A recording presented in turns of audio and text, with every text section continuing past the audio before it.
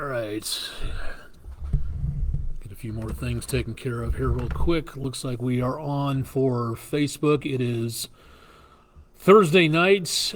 Thanks for joining us. If you're just joining us on Twitch TV, again, there's a lot of things probably a little bit more fancy you could be watching. A lot of interesting sewing classes out there, a lot of interesting music, gaming type stuff. We don't do anything like that here. Excuse me.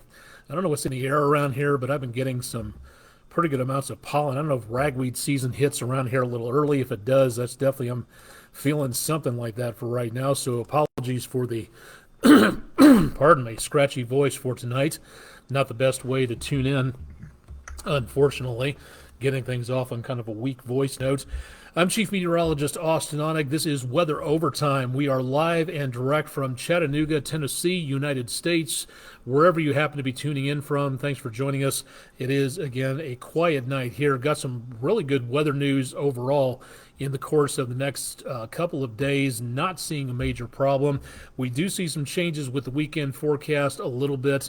Not a lot, but we will be watching again through the weekend for the potential of some more showers and thunderstorms. We'll walk you through the forecast coming up here in just a little bit and give you an idea as to what's going on. For those of you just tuning in, Twitch or Facebook Live, again, we do not have the entire United States covered. So if you're tuning in from San Francisco, Bangor, Maine, anywhere outside the United States, we cover a small area of the United States. This is the News 12 viewing area. Looking around the counties, again, of southeast Tennessee, northern Georgia, extreme northeastern Alabama, and back into western portions of North Carolina. That's our primary viewing area that you see in the counties delineated here, including Hamilton County and the city of Chattanooga in Tennessee. We are looking tonight at a few showers left over back into portions of the Carolinas and back into around portions of the area. Let me zoom out a little bit. Parts of the western and eastern West Virginia and western Virginia itself. Some showers and a few severe thunderstorms taking place there well to the east of Bristol and Johnson City. Down to the south of that, a little bit more activity well south of the area, down around Macon and just to the west of Savannah for tonight. So beyond that, and a few more storms down toward around west of New Orleans and south of Jackson, Mississippi. Beyond that, there's really little, if anything, going on. Excuse me again, those storms that we're watching out west. We may see more activity like this, not tonight, not tomorrow, but as we go into around the area of, say, about Saturday and Sunday afternoons. We'll talk about that coming up here in just a little while. But the good news is, again, for tonight, we're not looking at anything in the way of major problems, hoping it stays that way. We'll talk about that in the forecast coming up here in just a little bit. Everybody out there, again, thanks to everybody who's pitched in to send in some amazing pictures over the course of the last several days and weeks for our West Shore home weather window picture of the day. This view taken by Lawrence Miller, panoramic view of the Tennessee River, Walnut Street Bridge, kind of a panorama there, and looking back toward the North Shore neighborhood and out towards Signal Mountain off in the distance. So nice view there. Thank you very much for a great view from downtown Chattanooga, looking across the river there. Really appreciate that, Mr. Miller. That's our West Shore home weather window picture of the day. If you've got weather pictures, send them in. Your picture could be the next snapshot that we feature. Just go ahead and drop them to the comments section of any of our social media pages. And you can also just email them to us at pictures@wdef.com. And we'd love to be able to see what you're seeing. You don't have to use your name if you don't want to. You can be anonymous, but you can also, again, give us a short description of what you're looking at. That saves us from having to kind of make up a story of what it might be out there. So that really kind of helps people like me out to get all that taken care of. So again, please send that in, and your snapshot could be the next West Shore home weather window picture of the day. You can send in multiple shots if you want to, but please give other people an opportunity. We'll mix them around as much as possible, so you can send another one in after a couple of weeks to a month or two, and we'll be back to featuring again as many as we possibly can out there. Temperatures have been, again, near to where they should have been in the last couple of weeks. 2 degrees above normal on the high temperature, 4 degrees above normal on the low temperature for today. Still nothing in the rain gauge. We're almost an inch behind for the month of September already, and just about a quarter of an inch behind for the year. So we're doing okay on rainfall. We could definitely do a lot more.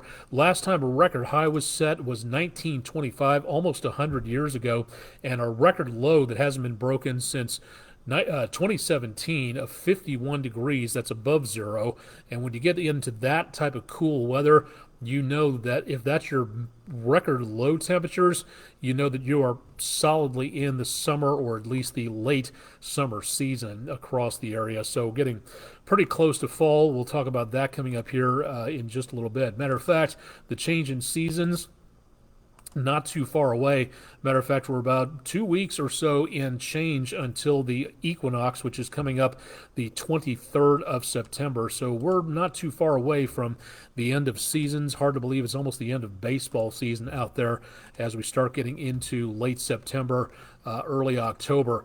Going out for trying to get the fish on the line or just taking a hike someplace. Not too bad for tomorrow. Mostly sunny, pretty warm. Don't forget the sunblock, as it is going to be decently sunny, and don't forget that bottle of water out there to put back what your body sweats away. If you're going to be heading out to the golf course, that also will require an extra water bottle or two, depending on how many holes you're going to be doing. Temperatures tomorrow in the mid-80s, heat index temperatures in the upper 80s. Again, not blisteringly hot, but it will be rather on the warm side out there, and winds out of the north. That'll help things out, kind of keep things a little bit less in the way of problems out across the area.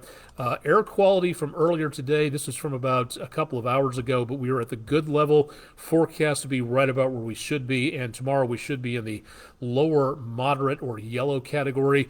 These forecast numbers available from apcb.org. That's from the Chattanooga-Hamilton County Air Pollution Control Bureau, or the airnow.gov Air Quality Index website from the Environmental Protection Agency. So a good opportunity to see what's going on out there directly in your neck of the woods, where the temperatures and the current pollution levels are. Temperatures at the almost the quarter hour, mid to upper 60s in the Cumberland Plateau, lower to mid 70s elsewhere across the area. Dew point temperatures have been, again, a little higher. If we were in and around the area of the 50-degree mark, that would be very comfortable. We're upwards of the mid 60s, so we're not exactly really sultry as we would be in the 70-plus degree range for dew points. This is a much more accurate way of depicting moisture in the atmosphere. The farther away you are from the temperatures, the wider the gap and the less amount of moisture is being held in the air. When you start getting closer to the air temperature, when the dew point temperature rises and gets closer to the air temperature, less amount of air out there, more moisture being held, and that is again why we see these slightly higher temperature readings for the early evening hours. Pretty typical out there as the atmosphere settles down and moisture begins to collect down toward the surface, but we'll be seeing some slightly higher amounts of moisture into the rest of the weekend. We'll talk more about that coming up in just a little while. Island Cove, looking back out to the west for this evening. Not too much to show you in the way of cloud cover for right now, but we are looking again at some nice conditions out there. Great to be able to go out and take a look around. Nice going out and going for a walk evening type temperature weather for right now. Beautiful evening with not too much in the way of cloud cover for this evening, but we're also seeing the potential of some lesser amounts of precipitation out there anytime soon. I believe that is one of the stars in Booties, the Shepherd, if I'm not mistaken, at the top of your screen. That's have to go back to my remedial amount of astronomy right there, but a nice view back toward the western skies for this evening. Yeah, I think that is. If that's definitely not Antares right there. That could be Arcturus, if I'm not mistaken, but nice view for there. Let's take a look at some of the other cameras around the area downtown. That was the Island Cove Marina and Resort camera. Beautiful sunset from the downtown Bailey's Heating and Air camera. That's shown from earlier tonight. You can see that on our social media pages. From Lee Point, Highway 153 and 64, Plainview outdoor advertising camera showing again little, if anything, in the way of major problems. Some people on the roadways, but not too many out there. Backed up traffic from 75 north to 24 west. Southbound 75 is looking pretty good from the Tomahawk crane and rigging camera at CHI Memorial Stadium just to the southwest of 7524. From one of our brand new cameras at Speedy's Total Car Care from downtown, the festival getting ready to go for later on. Beautiful sunset from the Chattanooga Theater Center from earlier tonight. Nice view there. And one more view of the lights of Finley Stadium that were lit up a little while ago, but now you can see the lights of downtown quite nicely from the veteran-owned Patriot Concrete camera in downtown Chattanooga from the News 12 studios. 72 degrees right now. Beautiful evening. Comfortable out there with those winds out of the north-northwest, so not seeing a great deal of major problems where it comes to anything in the way of getting out and about for a bit of a stroll this evening. We do have a storm system just to our east that just moved through. This cold front making its way toward the east coast states, and that is going to be making its way back this direction as a stationary front. Once it does, then we'll be seeing better chances of showers and thunderstorms as this begins to kind of irritate the atmosphere a little bit more, and that could give us the potential of some more thunderstorms into the weekend. The heat dome, which has been pushed all the way back to the west, that getting pushed back to the north of us, so the Great Lakes, the northern plain states, you're probably going to see from Detroit, Chicago, the Twin Cities, the Dakotas, that's going to be getting a lot warmer well back on up to the north of us. What we are going to see is this nice little slug of mild air sticking around and keeping our temperatures just below normal, but then we're also going to see this front getting a little closer to us. Let's go ahead and run the numbers for you and show you what we've got going on. Through tonight, a few clouds, temperatures back in the mid to upper 60s, a few upper 50s around the Cumberland Plateau and northern portions of Alabama, southern middle Tennessee. Back in the mid 80s tomorrow, looking good for Friday Night Football tomorrow night. Some showers and thunderstorms north central Georgia, western North Carolina. That could be a bit of an issue tomorrow night for some of the football games going on in the more mountainous terrain, but otherwise very much on the mild side. Getting into the area around Saturday morning, pleasant, partly cloudy to mostly clear, mid to upper 60s there. And by the time we hit Saturday afternoon, temperatures will be back into the upper 70s to lower 80s. Notice how the more chances of showers and thunderstorms start making their way back toward the west, and that's where we'll start seeing more of our potential out there when it comes to rainfall and thunderstorms, and that could go on pretty well throughout the entire weekend. Tonight into very early tomorrow morning might be the possibility of some patchy dense fog, so visibility in miles tomorrow morning, some areas down around 2 miles. Doesn't look like a widespread problem, but if you are traveling tomorrow morning, a little bit of extra time would not be a bad idea. Tune in for Chip Chapman's forecast. He'll have more details about what's going on out there as we go into the evening hours overnight into tomorrow morning. All right, taking a look at the forecast in general, very nice conditions out there all the way on through. No problems at all being seen on the temperatures. As a matter of fact, the mid-80s are about as warm as it gets. And for this time of the year, that's pretty nice, considering that's that first chunk of very mild air across much of the area. And then we see again a few thunderstorms Saturday and Sunday. We try to warm back up again on Monday, more stable, some dry conditions there. And then as we get toward the end of the week and into the weekend, another chance of showers and thunderstorms coming up midweek. And that is where we also see that potential of numbers taking a bit of a dive, going from the mid to upper 80s in the weekend period early next week to the upper 70s Thursday and Friday of next week. This is where we could be seeing, again, the potential of some very nice weather for Friday Night Football next weekend. So for right now, the chance of rain pretty limited, off and on for Saturday and Sunday, and then for Wednesday, that's where we see the potential of showers and thunderstorms coming through again, and that'll drop the temperatures by just a little bit out there. So looking pretty good overall as we get into the rest of the forecast for the end of next week. We'll see how well that pans out for now. Precipitation in the next few days increasing a little bit if that hurricane gets a little bit closer to the East Coast. Those hurricanes can have far-reaching effects hundreds, if not thousands of miles away. So this is something that could be a bit of an issue. Mainly dry conditions for the next few days back to the north and west of us. But, excuse me, this is where we start seeing some very nice conditions out there as we get into the end of the week and next weekend.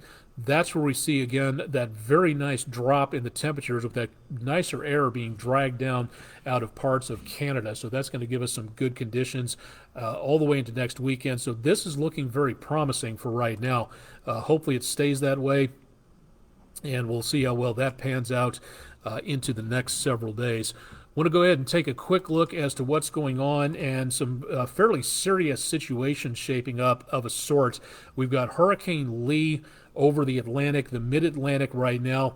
This thing went from a Category 1 to a Category 4 in less than a day and a half. This is very rapid intensification. The waters of the Atlantic very warm, unnaturally warm, caused by climate change, and this is again a good indication of what that climate change can do, heating up the ocean surfaces, driving much more faster, much more powerful hurricanes, much more quicker development, and Lee could be a bit of a problem. We'll talk about that coming up in just a little bit. Just off the coast of Africa, Tropical Storm Margot, just barely a tropical storm, winds of about 40 miles an hour, 39 miles per hour is tropical storm. Beneath that, it's a tropical depression. So for right now, it is just barely a tropical storm for the time being. Now, what this means, I'm going to take these two at a time. These are called spaghetti model plots. And as you can see, again, with the colors of the waters here, very dark, and Lee about to head over some more hot water, and that is going to possibly take it to a Category 5 later on. It's a Category 4 right now. Margot, it looks like it's going to be curving more up to the north. These spaghetti models, numerous models running different sorts of mathematics to show what will happen if this, then that type of situation, and they look like just a mess of spaghetti on a plate, as you see as we put this into motion. Now for Margot, curving its way back up to the central Atlantic, the nickname for this is a fish storm. It's not bothering anybody but the fish, so hopefully Margot is not going to be causing too much of any other major problems, but it's Lee that we're going to have to be keeping our eyes on for now. And that plot takes everything right over parts of the Bahamas, just north of the Bahamas if everything works. It does look like for right now that this is going to be a Category 5 storm. We're very close to that right now. Winds just below Category 5 strength. Should be that by tomorrow morning very easily, and then staying at Category 5 for a while. Category 4 until it goes south of Bermuda, and then approaching the area north of Hispaniola, Puerto Rico. It looks like it's going to be skirting north of there, so that doesn't appear to be a bit of a problem. What we see for later on, this is where we really need to keep an eye on this, is that if you extrapolate that line, now most of the models farther out than this one goes for about the next 5 days, and that's, again, a good, comfortable margin. Once you start getting farther than that, the lines really start to diverge, and it's more of a guessing game at that point.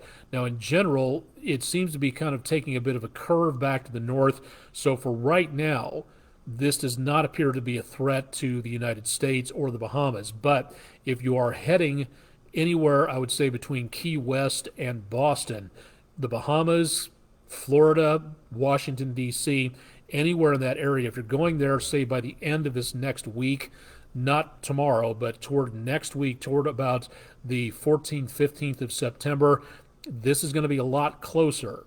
And these models, all they are is models. All of these models are wrong. It's just the meteorologist's job to figure out how wrong they actually are. And for right now, again, it seems to be a little bit farther beyond this forecast, curving a little farther back toward the north, and then hopefully not a problem for anybody but Bermuda, and hopefully missing that as well. But this is something that really needs to be monitored, because if you're heading for South Carolina, North Carolina, Florida, and this thing is making a beeline as a Category 4 or 5 storm, not the place to be traveling to if you want to get back out of there again and not get stuck in a scrum of evacuation. So for right now, best opportunity would be to make certain you keep an eye on this over the next several days and keep advised. We'll keep you updated on this. Stay tuned to the National Hurricane Center for more on this. But for right now, this is a very dangerous storm, even though it's over open waters. The path that it's taking, that's what makes us sit up and take notice. Because again, if it stays on this path, if it just goes in a beeline, which is not likely, then this system will be heading for just north of the Bahamas and the east coast of Florida in a west-northwesterly direction. If that changes, and I hope that it will, it looks like it'll skirt back up to the north and won't be a particular problem for anybody else. So hopefully it stays that way. But for right now, we're looking again at the potential of this maybe becoming a dangerous situation in the course of the next couple of days. So definitely want to stay tuned to News 12, and we'll keep you advised on what may be happening here in the semi-near future. So stay tuned again for more on that. If you are a teacher and administrator, please go to our website. And if you'd like to have one of our weather experts appear in the classroom, go to the Food City Weather in the Classroom page at wdef.com/weather and fill out the form. Give us an idea as to some amounts of dates and times available that we can cross-connect on our schedule, and give us an idea as to what grade level you would like us to speak with. Kindergarten class is going to be much different than a high school class presentation, so it'd be nice to know what we're dealing with before we get there. Details available on the website for more information, so please give us a buzz there, and we'll be glad to talk to you about what we could do for our future. This is something that I try to feature every single year. Didn't have a chance to put together the graphics on this until earlier this afternoon. This is the anniversary of one of the worst, bar none, the worst natural disaster in United States history. It came to be known as the Galveston Hurricane, or the 1900 storm. And at this point, somewhere around September 7th, 123 years ago tonight, the storm was increasing to a Category 4 storm after rolling over Cuba as a tropical storm and then rapidly intensifying to where right before it came on shore at Galveston, Texas, it was a Category 5 almost. Incredible storm that happened there. The main thing about this storm is that telegraphy, sending telegrams from wire post to wire post, that was the extent of how fast word could travel. There was no radio, there was no television, and outside of telegrams, the fastest anything could go was on train or horseback. And here's the other thing, we didn't have satellites at this point in time. We had no idea. Nobody had any idea that this storm was coming. So this is regarded as the worst natural disaster in American history, because the rough estimate is that 6,000 to 12,000 people, many of them just vanished. Nobody saw them ever again after the storm. Washed out to sea, buried in rubble. Nobody's really certain exactly what happened to a lot of people out there. And this is the anniversary of that. The landfall will be tomorrow night, Friday night, give or take about 8 p.m. or so. And I try to feature this every single year. One of the best weather books that I have ever read before in my entire life, by Eric Larson, the author. It's called Isaac's Storm. Isaac being Isaac Klein, the head of what was then called the United States Weather Bureau, and everything that happened to the lead up, during, that he could get from records gleaned from back then, and especially after this monster of a storm rolled on shore. It was the practice back then, turn of the century, of newspapers to put in great big headlines, thousands killed, to get people to read. And then later on, the standard practice was somewhere way back about page 16, you would print in a retraction in tiny little regular typeface that said, oops, we made a mistake, thousands weren't killed, it was only 3 or 4.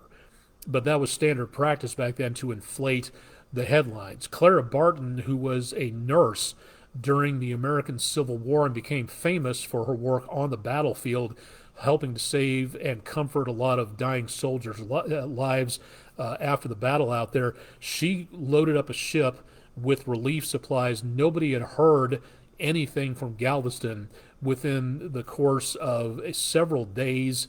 Afterwards, when she got there, she sent back to her friends and family in New York City a telegram with only 3 words in it, reminiscent of all those headlines out there, what they saw talking about Galveston in the newspapers of the day. Situation not exaggerated. Truly some horrific events that played out afterwards. And the reason we can take pictures like this and we have the forecast models that we showed you was to make certain that we never have another hurricane like this again that sneaks up on people who don't know it's coming. A lot of people back then, the just overall ego and hubris of people who thought, well, we have railroads, we have telegraphs, we have all this new science dependent on electricity.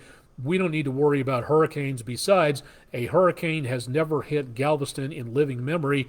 Therefore, we don't need to know or worry about it because hurricanes never hit here. They haven't done so in quite some time. So why worry about it? Well, this book shows you a lot about why it was so incredibly important to have machines like satellites, to have mathematics and science, algorithms, and forecast techniques that can tell us if the hurricane does this, then it does this, and then it does that afterwards. All that was, and afterwards, is what is left over after this storm ran into parts of southeast Texas. It's a monumentally sad story. Wouldn't quite recommend it for younger kids because there's a lot in here that is very kind of tense and very anxiety-inducing. One of my favorite parts about this is the story of the weather nerd, and yes, they had them back then too. Train was going from Galveston to Houston, and they couldn't make it because of the winds and the water going over the track, so they had to stop and ride out the hurricane on the track with the winds buffeting the train car. This guy sat in the middle of one of the trains and kept his eye on his pocket barometer, watching the numbers fall, and kept shouting out the numbers every single time he noticed it dropping a little more. With the intensity of the storm, the atmospheric pressure drops, and the worst storm you can possibly have. So this guy, I don't know who he was, it never says, but he was not exactly helping calm things down by doing what he was doing. But that's just one of the anecdotes in this story that you really should check out if you have the opportunity to do so. We'll talk more about the 1900 storm tomorrow as we reach the time frame that we get to where the hurricane made landfall 123 years ago tomorrow night. Your Food City certified Angus beef on the grill cast. Nice numbers for the next couple of nights when it comes to grilling outdoors, but Saturday and Sunday, again, could see the potential of some showers and thunderstorms out there. That should do it for tonight. Again, it's decently quiet for right now. Chip will have more on your forecast coming up bright and early tomorrow morning. That's 5 o'clock Eastern time, so join us for more details on what's going on with the forecast on there. You can always check out our forecast at wdef.com/weather for more updates on that. All of your forecasts tomorrow evening, and of course, meteorologist Todd Heislip will be along with his forecast Saturday and Sunday evenings, and we'll keep you updated on the chances of showers and thunderstorms out there. I'm Chief Meteorologist Austin Onek. This has been the Thursday edition, September 7th, of Weather Overtime from the News 12 studios in downtown Chattanooga, Tennessee. Thanks for joining us tonight. Stay tuned for more with News 12 on air and online.